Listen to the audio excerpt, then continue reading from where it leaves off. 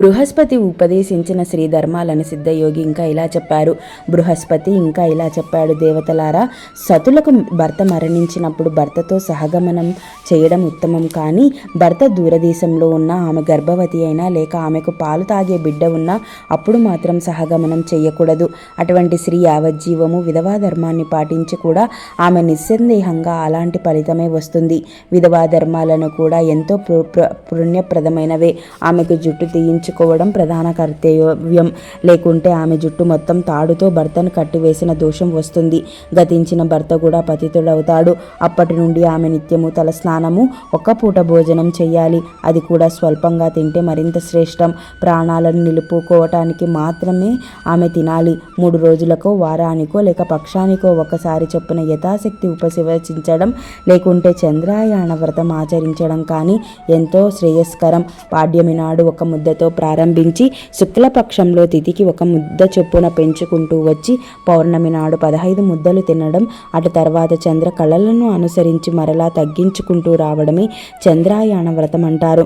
ముసలితనం వల్ల కానీ, రోగం వల్ల కానీ ఇలా చేయలేని వారు 2వ పూట పాలో పండ్లో యావజ్జీవనం సేవించవచ్చు. మంచం మీద నిద్రించిన విధవ పతితో కలిసి నరకానికి పోతుంది కనుక కిందనే పడుకోవడం ఆమె ధర్మం. తనకున్న మంచము, పరుపు పేదలకు దానం ఇచ్చేయాలి. రంగు చీరలు ధరించగా తెల్ల వస్త్రం మాత్రమే ధరించాలి. భర్తకి ప్రియమైన వస్తువులను సద్బ్రాహ్మణులకు దానమివ్వాలి.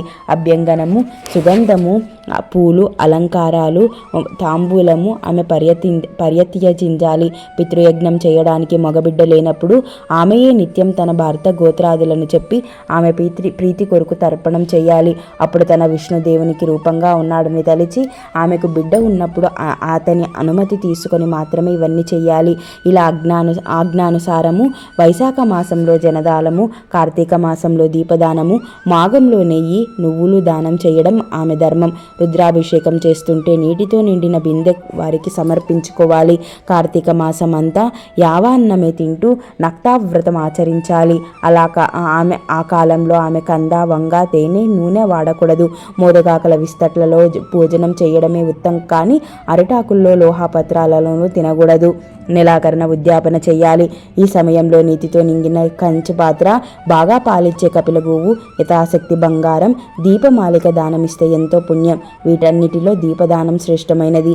శివునికి ఏకాదశి రుద్రాభిషేకము, షోడశోపచార పూజ చేసి తన భర్తయ్యే నారాయణుడన్న భావంతో దీపమాలిక దానమిస్తే పూర్వం పాపం అనుసరించి యశస్సు లభిస్తుంది. మాఘమాసంలో జలమే నారాయణుడన్న భావంతో స్నానం చేసి శివపూజ, అతిథి సత్కారం ఏమారకుండా చేయాలి. అదెలా చేయాలో చెబుతాను విను. వేద విధులను పాద్యమిచ్చి విసనకర్ర, పరిమళ ద్రవ్యాలు, దక్షిణ తాంబూలాలతో కూడా నూతన వస్త్రాలు, ద్రాక్ష మరియు అరటి పండ్లు ఒకే పాత్రలో పానకము దానమిచ్చి తన భక్తి పేరిట వారికి అవపోసన ఇచ్చి వారి సాత్విక ఆహారం తృప్తిగా వడ్డించాలి. వారిలో ఎక్కువగా బయట తిరిగేసరికి గొడుగు, పాదుకలు సమర్పిస్తే అనంతమైన ఫలితం ఉంటుంది. ఇలా ఆచరిస్తే సతీ సహగమనంలో సమానమవుతుంది. ఆమె భర్తకు కూడా పాపం నశించి స్వర్గం లభిస్తుంది. పతివ్రతమైన స్త్రీ భాగీరథితో సమానం. ఆమె భర్త శంకరునితో సమానం కాబట్టి ఇట్టి దంపతులే లోకపూజ్యులు.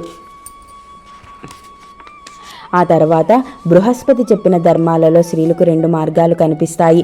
ధైర్యం గలవారు సహగమనం చేయవచ్చు కనుక, అమ్మాయి నీవు శోకం విడిచి నీకేది శ్రేయస్కరం అనిపిస్తే అలానే చెయ్యి అని చెప్పి ఆ యోగేశ్వరుడు ఆమె తల మీద హస్తం ఉంచి ఆశీర్వదించాడు. అప్పుడు ఆమె, యోగేశ్వర, మీరే నాకు తల్లి, తండ్రి, బంధువులు, వేరే ఎవరూ లేరు. ఇంత దూరదేశంలో నేను ఒంటరినైనప్పుడు మీరు తారలిసిల్లారు. యుక్త వయస్కరాలైన నాకు వైదవ్య ధర్మం మాచరించడం కత్తి మీద నడక వంటిది. యవ్వనము, సౌందర్యం కలవారికి ఈ లోకంలో నిందలు తప్పవు కనుక నాకు సహగమనమే వచ్చింది, అదే ఆచరిస్తాను అని ఆశీర్వదించండి అని నమస్కరించింది. ఆయన ఆశీర్వదించి, తల్లి, ఈ త్వరలోనే నీ భర్త తప్పక కలుసుకుంటావు. నీవు ఇంత దూరం గురువు కోసం దర్శనం కోసం వచ్చావు. కానీ విధివశాన జరగరానిది జరిగిపోయింది కనుక ఇప్పుడు సంగమానికి వెళ్ళి శ్రీ గురువుని దర్శించి వచ్చి అటు తర్వాత కర్తవ్యం నిర్వర్తించు అని చెప్పి ఆ యోగేశ్వరుడు శవంపై తలపై భస్మం ఉంచి వచ్చి ఆమెకు 4 రుద్రాక్షలు ఇచ్చి వాటిని 2 అతని మెడలోను చెవులకి కట్టి రుద్రసూక్తులతో గురుపాదులకు అభిషేకించి తీర్థం తెచ్చి ఆ శవంపై చల్లు. అప్పుడు సువాసినులకు వేద విప్రులకు యథాశక్తి దానం ఇచ్చి తర్వాత సహగమనం చేయవచ్చు అని చెప్పి వెళ్ళిపోయారు. అప్పుడు సావిత్రి అచటి వేది పండితులందరినీ పిలిపించి ప్రాయశ్చిత్తాలు చేయించి స్నానం చేసి పసుపు పారాణి కుంకుమలతో అలంకరించుకొని శవాన్ని నది వద్దకు మోయించుకొచ్చింది. తాను అగ్ని పట్టుకుని శవానికి ముందు నెమ్మదిగా నడిచి వెళ్ళింది. మహాసౌందర్యవతి అయిన ఆమె అంత చిన్న వయస్సులో మహాలక్ష్మికిలా అలంకరించుకొని సహగమనం చేసుకోవడానికి వెళ్తోందని తెలిసి గ్రామంలో స్త్రీలు పురుషులు ఆమెను చూడ్డానికి కొన్ని వేల మంది వచ్చారు. వారిలో కొందరు ఆమెను చూచి అయ్యో ఏ సుఖము ఎరగని చిన్న వయస్సులో ఈ ఒక బిడ్డైనా కలగక ముందే చావంటే కించెత్తు భయం లేకుండా ఎంత ధైర్యంగా వెళుతోంది అని ముక్కున వేలేసుకున్నారు. కొందరు ఆమె దగ్గరికి వెళ్ళి ఏమమ్మా ఎందుకు వృధాగా ప్రాణాలు తీసుకుంటావు, పుట్టింటికి వెళ్ళి అక్కడే జీవించరాదా అన్నారు. ఆమె వారికి సమాధానం చెప్పకుండా దృఢ నిశ్చయంతో ముందుకు సాగిపోయింది. మరికొంతమంది ఆహా ఈమె ధర్మవేత్త అయిన మహాపతివ్రత కనుకనే ధర్మం తప్పకుండా నడుచుకుంటోంది, స్త్రీలందరికీ ఈమె మార్గదర్శకురాలు అని కీర్తించారు. చివరికి అలాగే అందరూ నది ఒడ్డుకు వెళ్లారు. శవాన్ని దించి చితి పేర్చారు. అప్పుడు సావిత్రి అక్కడికి వచ్చిన సువాసినందరికీ వాయనాలు సద్బ్రాహ్మణులకు దండిక దక్షిణ తాంబూలాలు సమర్పించి వారందరినీ నమస్కరించి ఉత్సాహంతో అందరికీ ఇలా చెప్పింది. తల్లుల్లారా విప్రమోత్తుల్లారా, ఇదే మీ అందరి వద్ద సెలవు తీసుకుంటున్నాను. నాకు దీపావళి పండుగ వచ్చింది. మా పుట్టింటి నుండి పిలుపు వచ్చింది. నా కళ్ళ తల్లి అయిన గౌరీదేవి వద్దకు వెళ్తున్నాను. అక్కడ మా వాళ్ళందరితో కలిసి పార్వతీ పరమేశ్వరులను ఉద్ధరించి పూజిస్తుంటాను అని చెప్పి తర్వాత తనకు తోడుగా వచ్చిన వారితో ఇలా చెప్పింది. మీరు బాధపడతారెందుకు? మీరు ఇంటికి వెళ్ళవచ్చు, కానీ మా అత్తమామలకి మాత్రం వెంటనే ఈ దుర్వార్త చెప్పకూడదు సుమా. చెబితే ఈ వృద్ధుల ప్రాణాలు వెంటనే పోతాయి. వారిని చంపిన పాపం నీకు కూడా చుట్టుకుంటుంది కనుక మేమిద్దరం గురు సన్నిధిలో సుఖంగా ఉన్నామని అచ్చటి వారందరికీ చెప్పండి. అప్పుడు ఆమె యోగేశ్వరుడు చెప్పినట్టు శవానికి రుద్రాక్షలు అలంకరించి అచ్చటి విప్రులతో అయ్యలారా నేను శ్రీ గురు దర్శనం కోసం వచ్చాను కనుక మీరు దర్శించి వచ్చి సహగమనం చేయడం నా దర్శనం అని తోస్తున్నది, నేను వెళ్ళి రానా అన్నది. అప్పుడు ఆ బ్రాహ్మణులు అమ్మ సరే కానీ సూర్యాస్తమయానికి ముందే అగ్ని సంస్కారం జరిగిపోయేలే మాత్రం చూసుకో అన్నారు. ఆమె అంగీకరించి శ్రీ గురు దర్శనానికి వెళ్ళింది. అచ్చటి వారందరూ ఎంతో కుతూహలంతో ఆమె వెంట నడిచారు. సావిత్రి మెల్లగా నడుస్తూ మనసులో శ్రీ గురుని ఇలా స్తుతిస్తూ ఉన్నది. స్వామి మీరే సర్వేశ్వరులు, శరణు కోరిన వారు మాకందరికీ పురుషార్థాలన్నీ ప్రసాదించగలవారని మీకు కీర్తి విస్తరించింది. త్రిగుణాతీతులైన త్రిగుణాలను ధరించి సృష్టి స్థితి లయాలను చేసే త్రిమూర్తి స్వరూపమే మీరు. మీ వల్ల కానిదేమున్నది? కర్మసూత్రాన్ని అమలుపరిచి దండించిన దగిన వారిని దండించే కర్మ ఫలప్రదలు మీరే. మీరు భక్తుల పాలిట కల్ప వృక్షమని విని నా భర్తను బ్రతికించుకుందామని సంతానం పొందాలని ఇంత దూరం నడిచి మీ వద్దకు వచ్చాను. నేనెంత పాపం చేశానో కానీ అందరికీ అబ్బిన సౌభాగ్యము సంతానం మాత్రం నాకు కరువు అవ్వడమే కాక ఇంతటి దుస్థితి కలిగింది. మీ మీద ఇంత ఆశ పెట్టుకున్నందుకు వచ్చినందుకు అన్ని చాలా బాగా జరిగాయి. మిమ్మల్ని ఆశ్రయించిన వారికి మీరు ప్రసాదించేదేమిటో బాగా తెలిసింది. ఈ లోకంలో వ్యాపించిన మీ కీర్తిని పరలోకాలకి కూడా తీసుకుపోదలిచి నా భర్తతో కలిసి వెళ్ళిపోతున్నాను. ఇలా అనుకుంటూ ఆమె సంగమానికి వెళ్ళింది. దేదీప్యమైన శ్రీ గురుని మూర్తిని కనిపించగానే ఆమె హృదయంలో అపారమైన భక్తి పెళ్లివికి అక్కడ నుండి ఆయనకి సాష్టాంగ నమస్కారం చేసి వెంటనే శ్రీ గురుడు ఆమెకి నిత్య సౌభాగ్యవతి భవ అని ఆశీర్వదించారు. వెంటనే అచట ఉన్న జనంలో కొందరు తమలో తాము నవ్వుకున్నారు. వారిలో ఒకడు సాహసించి స్వామి ఈమె భర్త ఇంతకు ముందే ఇక్కడ మరణించాడు, అతని శవం ఇంకా శ్మశానంలోనే ఉంది.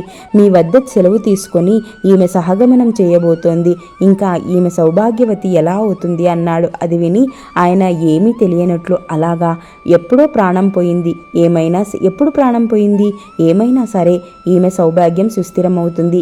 ఈమె భర్త ఎలా చనిపోయాడో మేము చూస్తాము.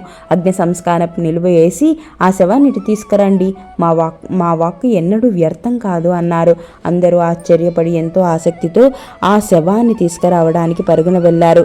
ఇంతలో కొందరు బ్రాహ్మణోత్తములు వచ్చి గురు పాదుకుల పాదుకలకు రుద్రాభిషేకం చేయనారంభించారు. ఇంతలో ఆ శవాన్ని అక్కడికి తీసుకువచ్చారు. వెంటనే శ్రీ గురుడు ఆ శవానికి కట్లు విప్పించి దానిపైన కప్పిన గుడ్డను తొలగింపచేశారు.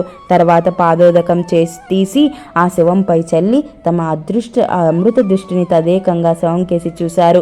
అందరూ చూస్తుండగానే ఆ శవంపై కదలిక ప్రారంభమై మరుక్షణమే దత్తుడు లేచి కూర్చున్నాడు. అతడు సావిత్రితో, ప్రేయసి, నీవు నన్ను ఎక్కడికి తీసుకువెళుతున్నావు? ఈ యతీశ్వరులు ఎవరు? నీకింత గాఢంగా నిద్ర పడితే నన్ను లేపలేదేమి అన్నాడు. సావిత్రి ఆనంద బాష్పారు రాలుస్తూ జరిగినదంతా చెప్పి, మా పాలిట పరమేశ్వరులు ప్రాణదాత శ్రీ గురుడే అని చెప్పింది. ఇప్పుడు ఆ దంపతులు ఆయనకు సాష్టాంగపడి తమ ఆనంద బాష్పాలతో ఆమె పాదకులకు అభిషేకించారు. పరాత్పర జగద్గురు కృపాసాగర శరణమూర్తి, ఆశ్రిత పాలిట కల్పవృక్షమా శ్రీహరి, సచ్చిదానంద స్వరూపులైన మీ లీల ఈ జగతంతా, మీ కీర్తి దిగంతాలకు వ్యాపించింది. స్వామి, ఎన్నో పాపాలు చేసుకొని పుట్టి దుఃఖాలలో పడిన మేము సర్వజీవ రక్షకులైన మిమ్మల్ని మరిచాము. మీరే మాకు దిక్కు, మమ్మల్ని ఉద్ధరించండి అని స్వామిని స్తుతించారు. శ్రీ గురుడు వారిని ఆశీర్వదించి, సిరి సంపదలు దీర్ఘాయువు కలిగి అష్టపుత్రుల్ని కనండి. మీ దుష్కర్మలన్నీ తీరిపోయాయి, మీ దేహాలు పవిత్రమయ్యాయి. నా ప్రసాదం వలన మీకు 4 పురుషార్థాలు సిద్ధించి చివరికి ముక్తి కూడా లభిస్తుంది. మీరు ఇంటికి వెళ్ళండి అన్నారు. అది విని జనమంతా జయజన ధ్వానాలు స్వామికి నమస్కరించి హారతులు ఇచ్చారు. కానీ అందరిలో ఒక దూర్తుడు స్వామి ముందుకొచ్చి, అయ్యా, నాకొక సందేహం ఉన్నది. నొసటి వ్రాత తప్పించడం ఎవ్వరి తరము కాదు. వేదశాస్త్రాలన్నీ చెబుతున్నాయి. బ్రహ్మవ్రాత నిజమే అయితే ఈ చనిపోయిన వాడు తిరిగి ఎలా బ్రతికాడు అన్నాడు.